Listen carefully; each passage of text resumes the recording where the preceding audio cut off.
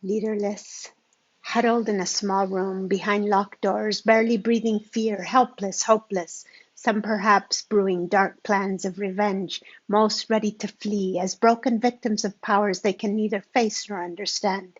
Suddenly, interrupting their aimless watch, peace be with you.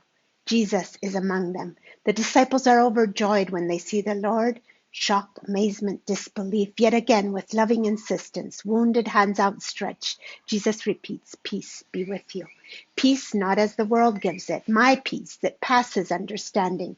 As the Father has sent me, a humble servant who washes the feet of his disciples, a prophet murdered for proclaiming justice, the Lord who gives himself away for your reconciliation, so I send you.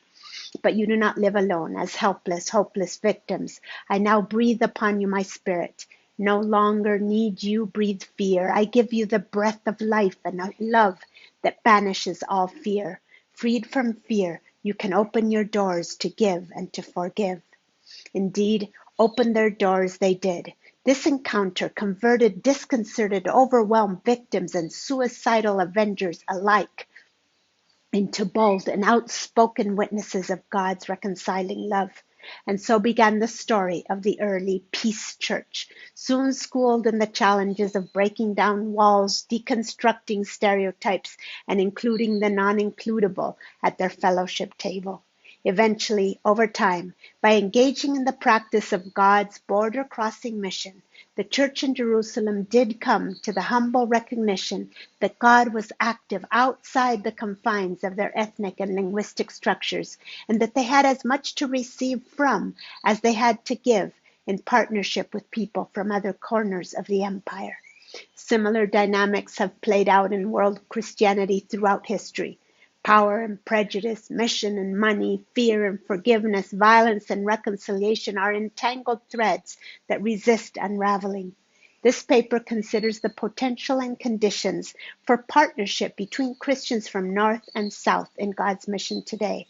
It focused particularly on U.S.-Latin America relations and proposes a path forward toward a reconciliation politics that resists both the evils of domination and violent reactionary stances, and hence can contribute to the broader body politic.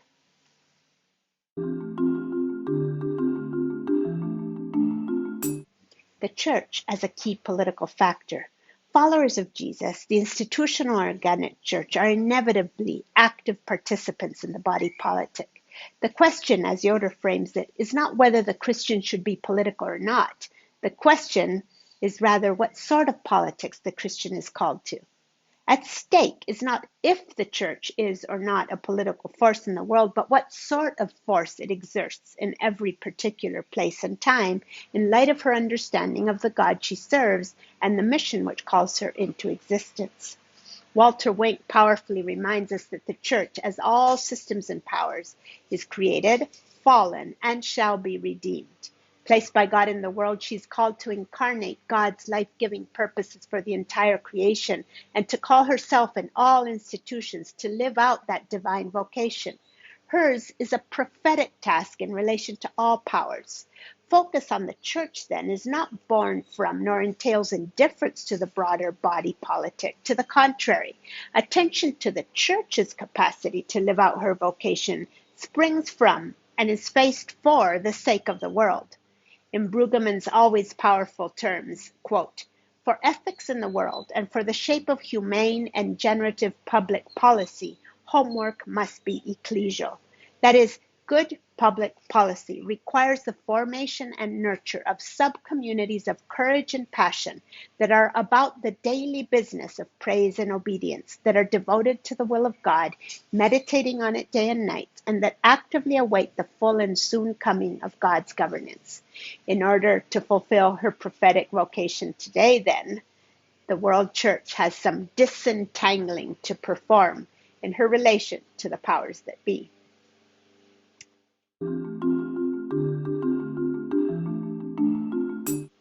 Disentangling from imperial powers.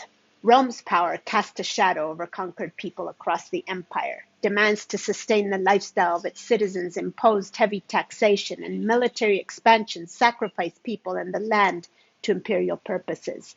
Anger and rebellion were a natural response for which many, including subversive Jews in AD 70, paid dearly.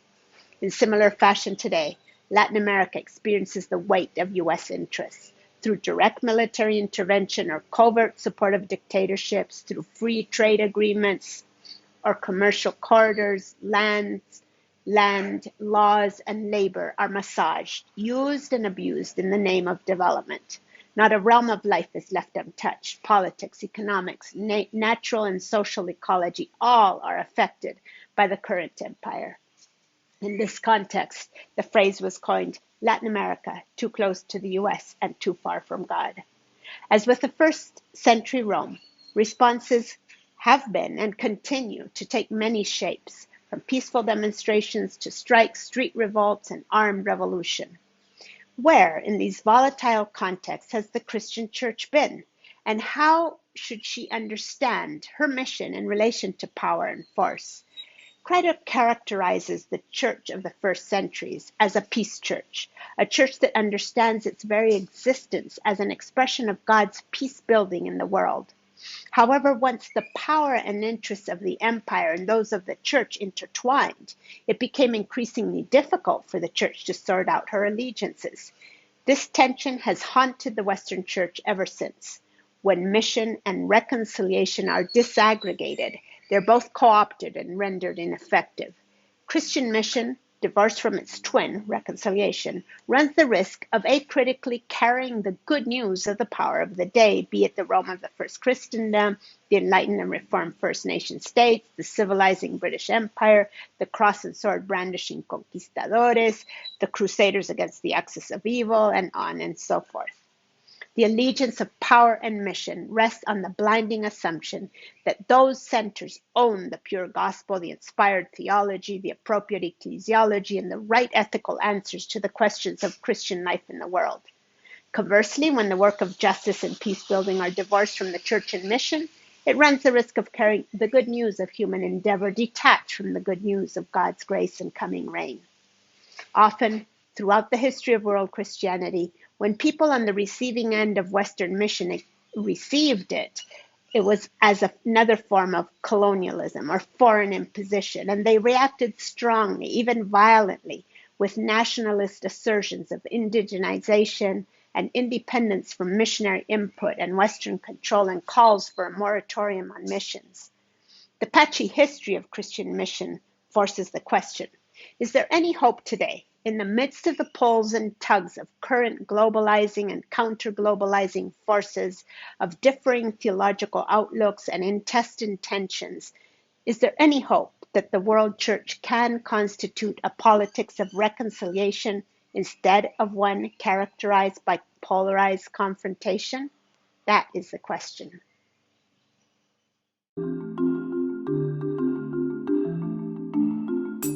The imagery of hands illustrates the possibilities of a renewed mode of relationship that can affect even structures and politics itself. So I'm going to highlight a few. First, Christians from North and South are called to approach one another with open hands, releasing prejudice, suspicion, and mistrust. This requires confronting the past for the sake of ridding the present and future of its lingering effects. Evils, crimes perpetrated, social wounds must be publicly remembered, named, faced, confessed, mourned. Space must be created for all voices and stories to be heard, and for collective repentance and forgiveness to take place. Open hands. Second, Christians from North and South are called to come before one another with empty hands. Some good and much damage has been done throughout the history of missions by money. Hands have hoarded and dumped on others, bribed with and deprived others of resources.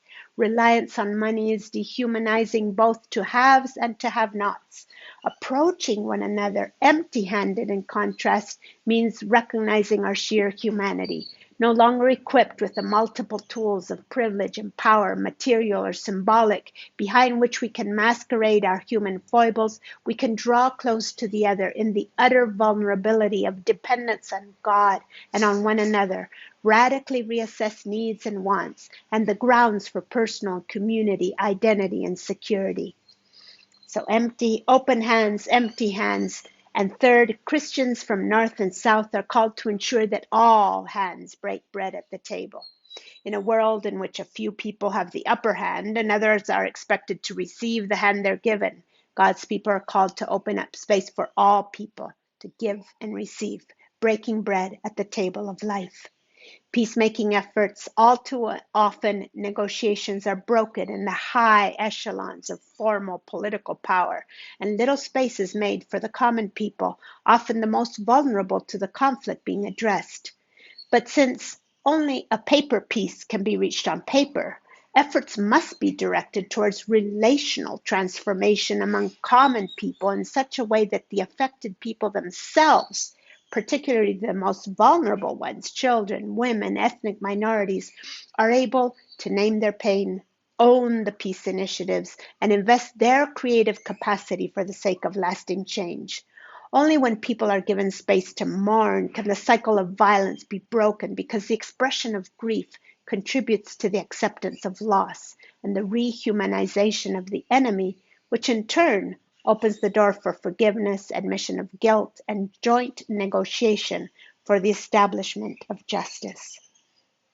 Fourth, Christians from North and South are called to share in the wounded hands of the servant king.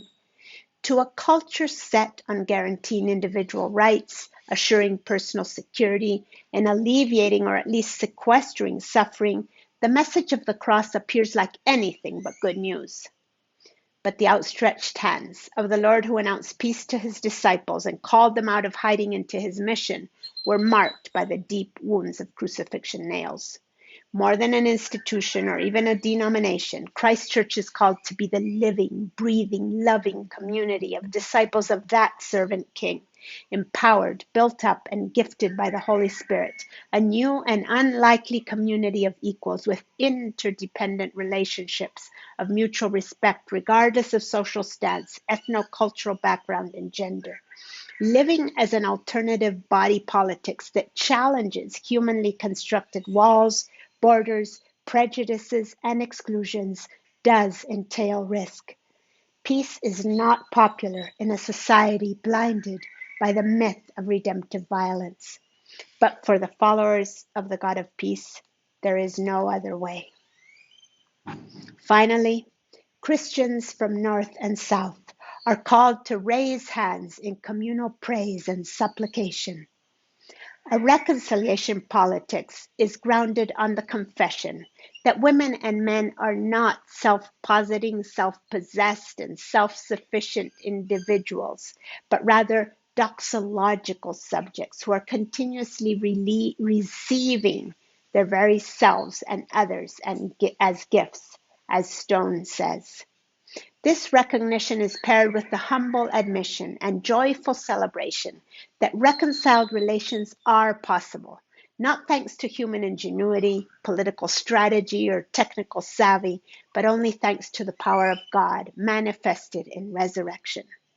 Death and its many crippling, dehumanizing expressions does not have the last word. God's victory over death flings wide open the gates of communal creativity and imagination that have been trapped by fear and squelched by violence. And it opens the way for people to join hands in reconciliation prayer that engages in intercession and action, orare et laborare, for reconciliation. In conclusion, the disciples in the upper room, people through the ages, and personal experience attest to the dark reality that fear naturally engenders distance and leads to exclusion and violence. In contrast, God's spirit of love sows trust and engages men and women in the active practice of God's reconciling mission from everywhere to everywhere. Peace is not some static condition, but rather the dynamic experience of just relations that are co-constructed by God's Spirit and God's people in the practice of God's mission in God's world. Christian communities in the North and the South can break cycles of fear, suspicion, domination, rejection, and violence in the church and far beyond. They can join in a reconciliation politics when, by the power of the Spirit, they approach one another with open, empty, wounded hands, ensuring that all have a place at the table, praying and praising and working with God, whose breath of life grants new life to all people.